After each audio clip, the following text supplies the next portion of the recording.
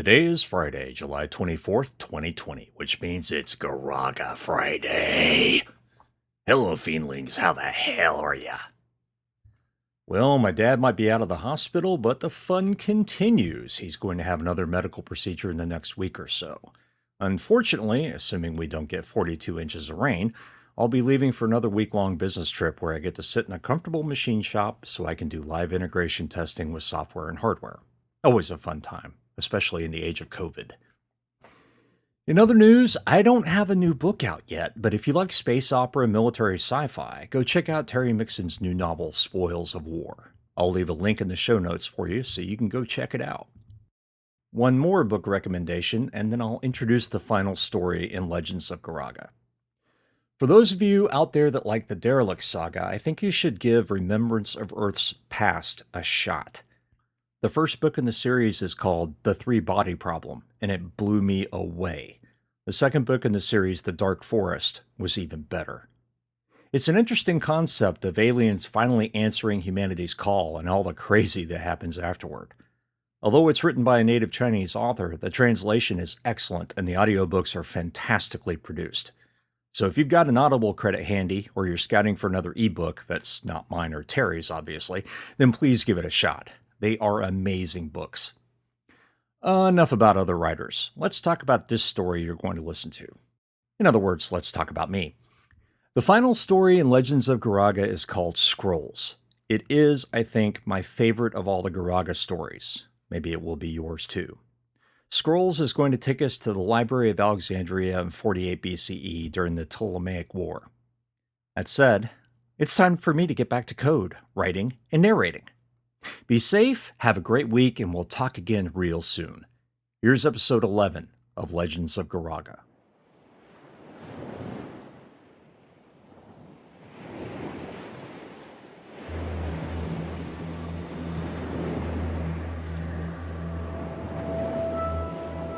Book 6, Scrolls, 48 BCE.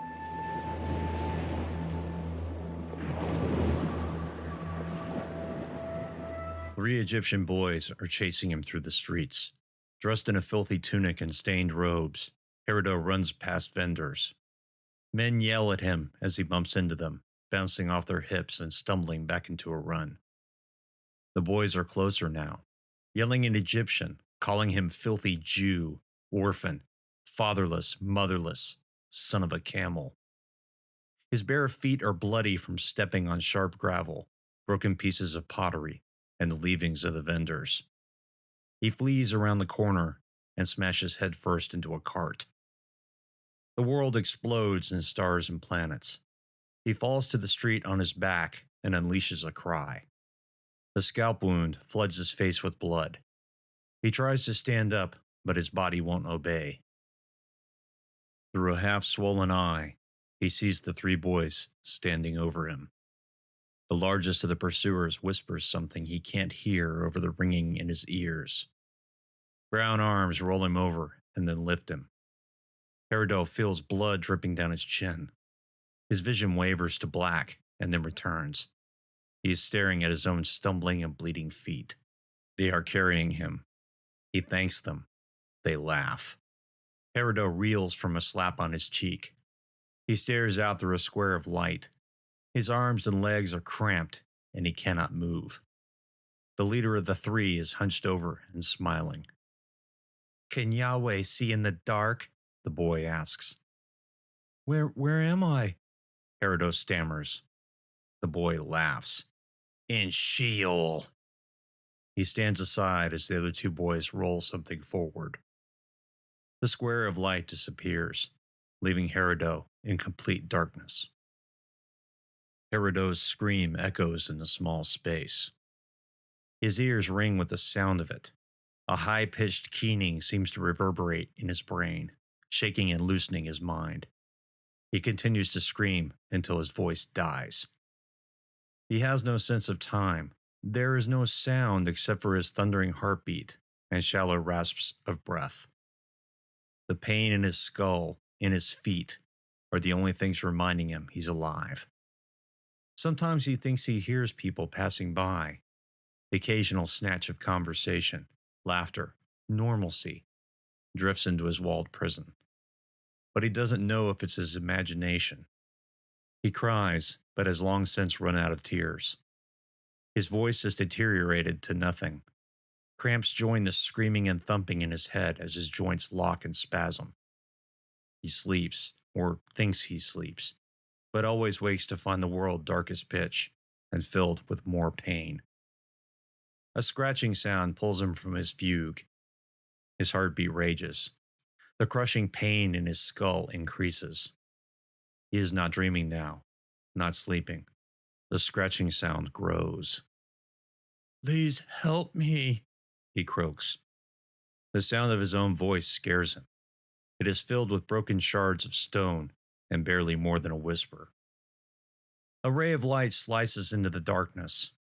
Another, a rectangle of black outlined in bright white light. The square explodes into the sun. His eyes burn from the sight. He looses a silent scream and then shuts his eyes, but the afterimage lights his brain. He can hear a voice asking questions. Greek, Hebrew, Egyptian.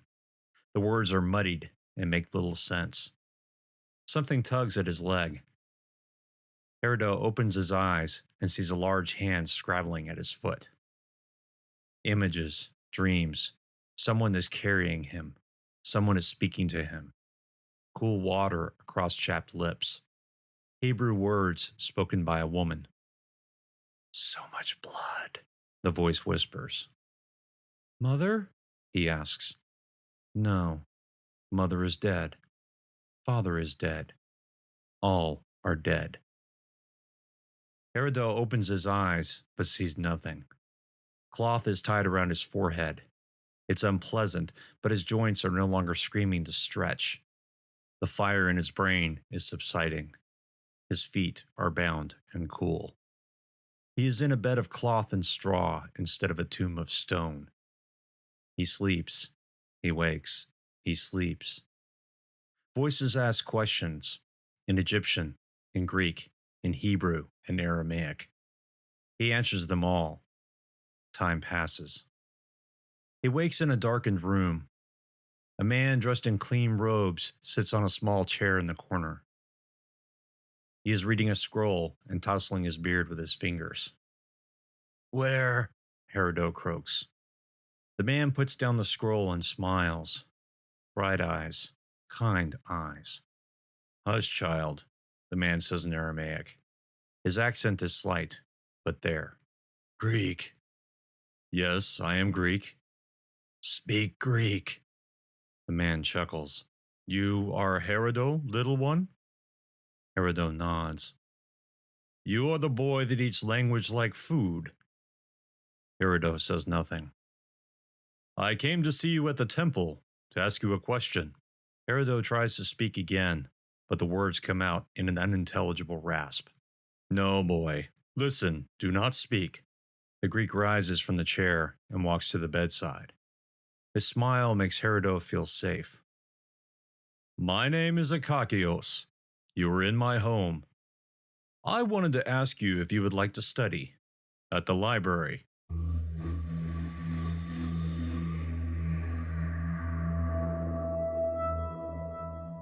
The gymnasium smelled of sweat, oil, and pain.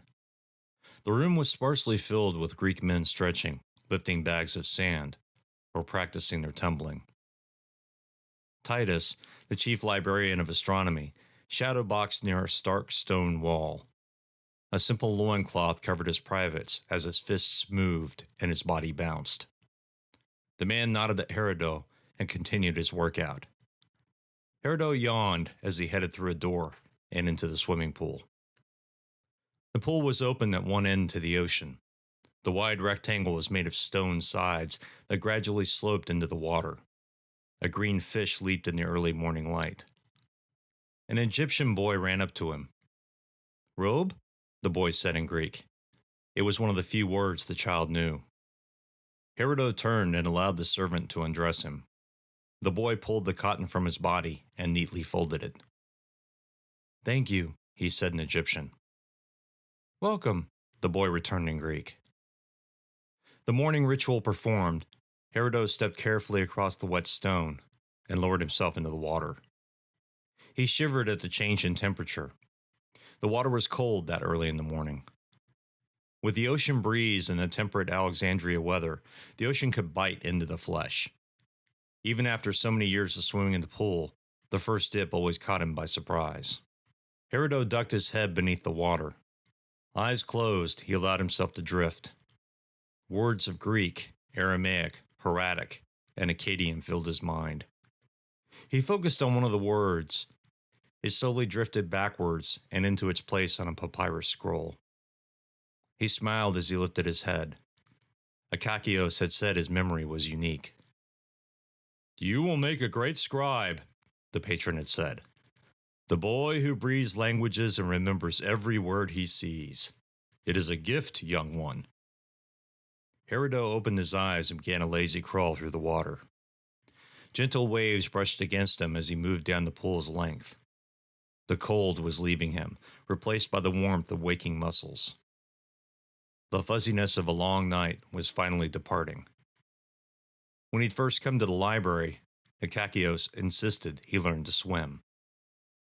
"You will never grow strong if you sit in front of a scroll your entire day.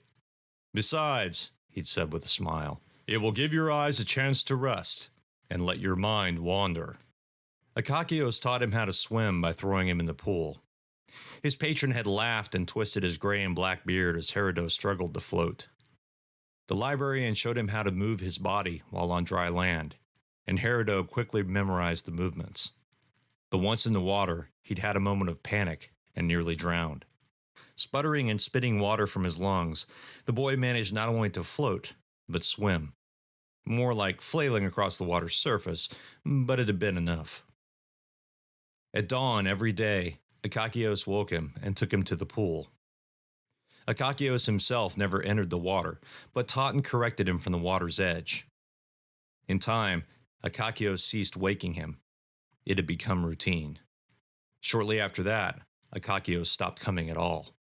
Herodotus felt a fish bump against his leg. He laughed and quickened his pace. His long brown arms reached forward, cupped hands pulling him, while his legs scissored in the blue water. He reached the edge of the pool, flipped over, and headed back. Although he wasn't afraid to swim in the ocean itself, it was easier to count laps if he stayed within the pool's open rectangle. A splash followed by a yell made him lift his head. Isaac stood at the other end of the pool, teeth chattering and shivering. Herodotus tread water and shook his head at the older man. "You are the reason Jews should not be allowed to swim," Herodotus yelled. "Then why should you be allowed?" Isaac answered in Aramaic. "I think I'm more Greek than Jew." "Heresy!" Isaac shouted and began swimming toward him. Herodotus continued to tread water. Isaac's clumsy strokes made him smile. For 8 years, he'd been swimming per Akakios' instruction. Isaac had only learned how to swim last year, and the man refused any instruction at all. "The man swims like he translates," Akakios said after witnessing the Jew's efforts. "Without grace and without poetry. The man is a barbarian." Isaac reached him and tread water beside him. "You're late," Herodotus said. "Sorry, fighting kept me up." Herodotus' smile disappeared. "You heard them too?" "Sword, shield, clang, clang, scream. Yes, I heard it." Isaac ducked beneath the water for a moment and then reappeared. His thinning hair was plastered against his skull. "Did you see the centurions this morning?" "No." "I went to the courtyard before coming here. There are more of them than ever." Herodotus grunted. "Caesar must be out of his mind. There's no way Ptolemy is going to allow him to use the library as a base." "Who knows? Doesn't matter. I rather like the fact they're here. Keeps away the undesirables." "No, it doesn't." "How do you mean?" "You're still here." Herodotus splashed a handful of water in Isaac's face and then began swimming as fast as he could. Isaac yelled and followed with clumsy strokes. When Herodotus reached the edge of the pool, he flipped and kicked off the wall and swam beneath Isaac's flailing body. He was still grinning when he reached the surface for air.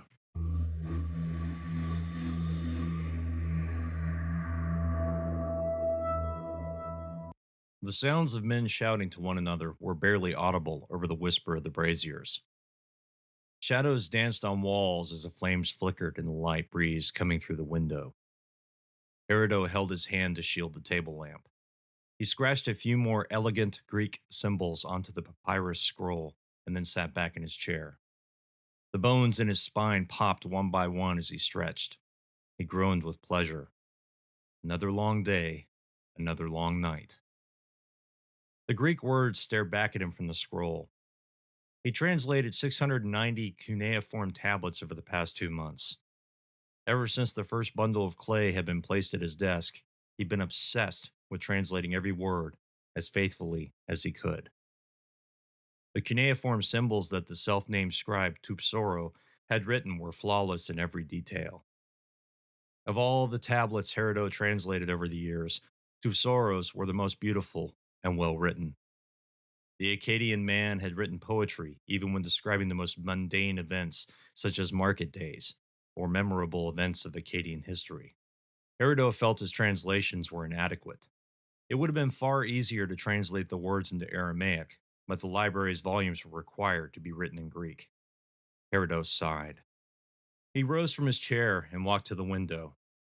The boats passing toward the harbor blinked. Ptolemy's navy sent signals to the shore, giving orders to the ground troops in the city. The Egyptian soldiers fighting Caesar would renew their attacks in a matter of hours. Akakios had asked him why he rarely slept these days. Herodotus blamed it on Tupsoro's wonderful tablets, and it was partially true. But the idea of stalking back to the dormitory only to hear the shouting and clashing steel of Romans fighting Egyptians was anathema. Even if the library campus was off limits to all soldiers but its guards, the war was just a few streets away. Herodotus coughed into his hand and wiped his nose. Each day spent translating cuneiform meant breathing in clay dust. Sometimes his nose bled from the dry air and the irritation. The ocean waves broke upon the thin shore outside the library. He watched their froth beneath the bright half moon. He smiled. The night was his favorite time. The other scribes, students, lecturers, and librarians were tucked into the dormitory or their private homes, leaving the building silent. Without the constant noise of shuffling papyrus, deliveries from the ships, and incessant Greek, Roman, and Egyptian chattering, he felt as though he owned the library. In the night, it was always his, and his alone. Caesar had permanently stationed several centurions around the entrances to the library, although they were merely a precaution to keep Ptolemy's forces from using it to gain unfettered access to their rear flank. The library was not in any danger from either side, although Herodotus wondered if Achilles' forces would try and use it as a strategic location to spring attacks on Caesar. Before the death of Pompey and Caesar's intervention in the war between King Ptolemy and his sister, Alexandria had been quiet and peaceful, with only the occasional street fight. Herodotus walked back to his table.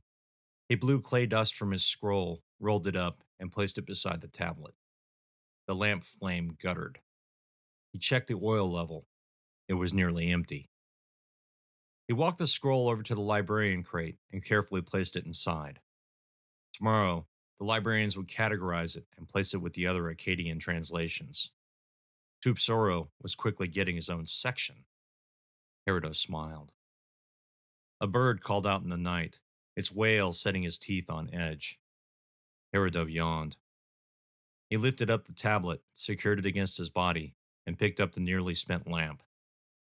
Walking heel to toe, Herodotus made his way down the hall. He passed empty desks made from Lebanese cedar and East African ebony, pillars made of polished marble, and stone filigree with gold. The shadows moved and swung with the flickering braziers. He stepped to the edge of another hallway and stopped. The way to the artifact room was shrouded in complete darkness. The architects had provided no inlet for natural light. Without lit braziers, it was impossible to see your hands in front of your face, and the servants had forgotten to refill them. He gritted his teeth, held the lamp forward, and walked into the darkness. The lamp barely provided enough light for him to see 2 steps ahead. He raised his eyes from the floor and then stopped. His brows scrunched together as he squinted into the darkness. The artifact room was still many steps away, but there'd been a flicker somewhere down the hall. Another lamp? Hello? The sound of his voice echoing off the stone walls made him shiver. The teardrop lamp flame guttered into an ember and then jumped back to its original shape. He took a deep breath and exhaled slowly. It's just darkness, he told himself. Nothing to be afraid of in the library. Except maybe Cleotis, he whispered. He grinned in the darkness and kept moving. Cleotis, the smallest and most ferocious head librarian ever to enter Alexandria, was, without a doubt, much more frightening than this. Herodot would rather face 1,000 Roman soldiers and suffer the man's verbal violence. He wondered if Cleotis was also afraid of the dark. After a few more steps, the large entrance to the artifact room yawned before him. He walked through the entrance and shivered from the temperature change. The room was cooler than the rest of the building. A stone baffle captured wind from the ocean and shunted the air into the chamber. Even at the hottest points in summer, the room was pleasant.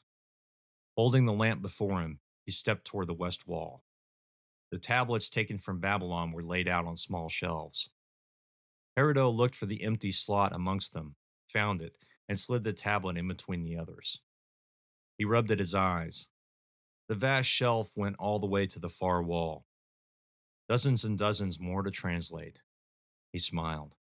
If they were all Tupsoros, it would be a pleasure. Something moved behind him. Herodot turned, his heart hammering in his chest. He held the lamp forward from his waist, trying to keep the light from blinding his night vision. Hello? He asked in Egyptian. No response. He asked the darkness again in Greek. Nothing moved or made a sound. Herodot walked backwards until he felt the edge of the shelves. He sidestepped until he met the south wall. He exhaled a deep breath and pointed the lamp toward the room's entrance. There was only darkness. A scratching sound came from the portal in the floor. He held his breath. Another bird screeched, and he relaxed. Just a damn bird, he muttered. The architects had put a grate in the floor in case of a flood.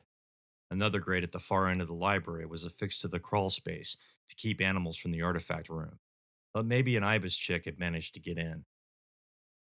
He turned and headed back into the hallway. The lamp went out. Herodot cursed and stood still. At the far end, he could see the flickering light from the lit braziers in the other hallway, but they seemed a world away. The pressure on his lungs increased as he felt the panic animal try to take control. Jewish scum, a voice whispered in his mind. He clenched his eyes against it. Just children, he told himself. Just memory. The voices quieted. Herodot opened his eyes and fixed them on the light ahead. He willed his feet to move, and with heavy steps, he began the long walk down the hallway. Halfway toward the exit, he heard the scratching sound from behind him. It was louder. Herodot lost his nerve. He ran. The firelight danced up and down as his legs pumped. He gulped down air and shot it out of his mouth just as fast. Closer, closer. He reached the edge of the scribe's hallway and turned to enter. A glow caught his peripheral vision, and he turned to look down the dark passage. Light flickered from the artifact room's entrance. Herodot blinked. The scratching sound he'd heard before was barely audible. His skin tingled with fear. He opened his mouth to ask who was there, and then closed it. He turned and quickly made his way back into the scribe hall. He dropped the lamp onto an empty desk and fled toward the rear stairs. He didn't want to know what was in the artifact room. The braziers lit his way, but the memory of the absolute darkness would not leave him. Herodot took the stairs as fast as he dared. The winding staircase brought him to the library's ground level.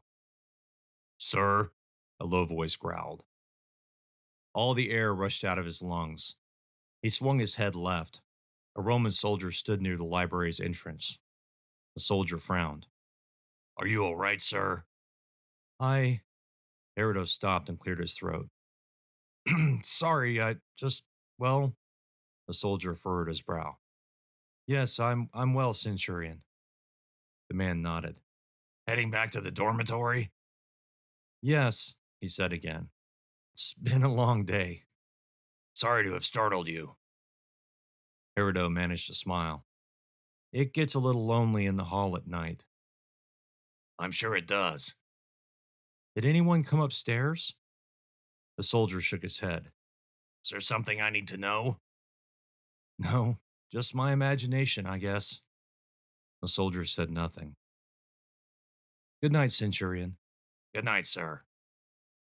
Peridot turned and walked across the large library lobby. Whereas the scribe hall was barely lit at night, the library's entrance was bathed with fresh braziers and torches. The Roman soldiers were responsible for the library's safety and had been for decades. Once the war with Ptolemy began, the soldiers were more numerous, and their attention to those details had become fanatical. As he walked across the marble floor, he sighed with relief. The adrenaline surge had passed, leaving him exhausted.